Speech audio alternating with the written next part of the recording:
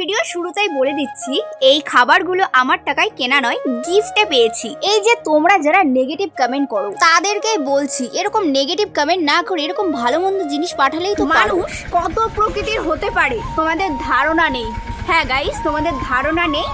Social মিডিয়াতে না আসলে এটা আমি কখনো জানতে পারতাম না। মানে আমার আশেপাশের প্লাস তোমাদের মধ্যে কিছু কিছু ভালো মন্তব্য করা মানুষজন।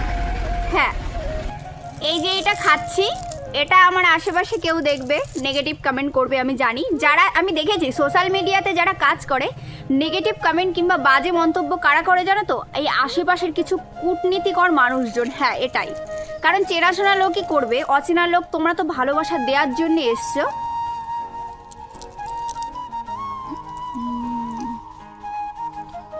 ছোলা খেয়ে বুদ্ধি আর পুষ্টি বাড়াচ্ছি।